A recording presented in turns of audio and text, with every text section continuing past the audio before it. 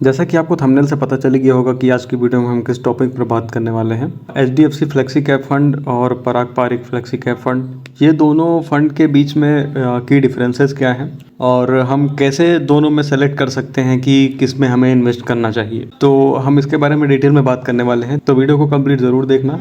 बिना किसी देरी के वीडियो को स्टार्ट करते हैं। देखो, जो एचडीएफसी फ्लेक्सी कैप फंड और पराग पारिक फ्लेक्सी कैप फंड दोनों जो है वो स्टॉक्स में पैसा इन्वेस्ट करते हैं। तो जैसा कि आपको पता ही है कि जो म्यूचुअल फंड होते हैं वो कंपनी के स्टॉक्स में पैसा इन्वेस्ट करते हैं। तो अभी देखो, जो ये पराग पारिक फ्लेक्सी कैप फंड है और एचडीएफसी फ्लेक्सी कैप फंड है, देखो जैसे पराग पारिक फ्लेक्सी कैप फंड है, ये अंडर वैल्यूएटेड कंपनी के स्टॉक्स में पैसा इन्वेस्ट करता है। और जैसे कि अंडर वैल्यूएटेड का मतलब मैं आपको बता देता हूँ कि ऐसी कंपनियां जो कि फ्यूचर में ग्रोथ करने की संभावना है, जिसके फ्यूचर में ग्रोथ करने की संभावना है, उन पर ये बेट लगाता है। तो उन कंपनियों में पैसा इन्वेस्ट करता है। और जो फॉरेन कंट्रीज की कंपनियां हैं उनके स्टॉक्स में पैसा इन्वेस्ट करता है। और जो एचडीएफसी फ्लेक्सी कैप फंड है, ये मोस्टली इंडिया में फोकस्ड और ग्रोथ प्लस वैल्यू मिक्स करता है, थोड़ा सेफ और बैलेंस अप्रोच के साथ। अब देखो, रिस्क और हॉरिजॉन की बात करते हैं तो ये फंड लॉन्ग टर्म इन्वेस्ट करने के लिए अच्छे होते हैं, लेकिन थोड़ा रिस्क अप्रोच दोनों का अलग अलग है। जैसे पराग पारिक फ्लेक्सी कैप फंड है,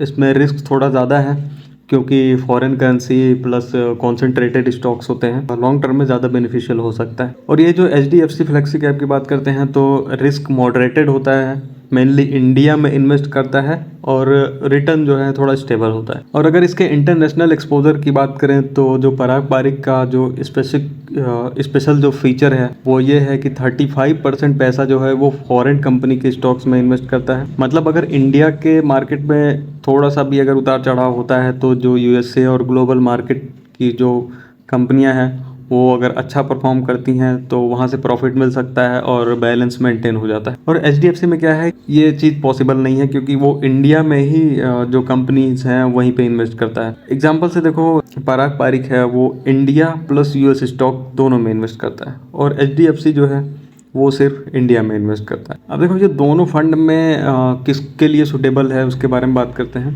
तो देखो, अगर आप लॉन्ग टर्म और ग्लोबल एक्सपोजर और डिसिप्लिन वैल्यू अप्रोच चाहिए आपको, तो आप पराग पारिक में इन्वेस्टमेंट स्टार्ट कर सकते हैं।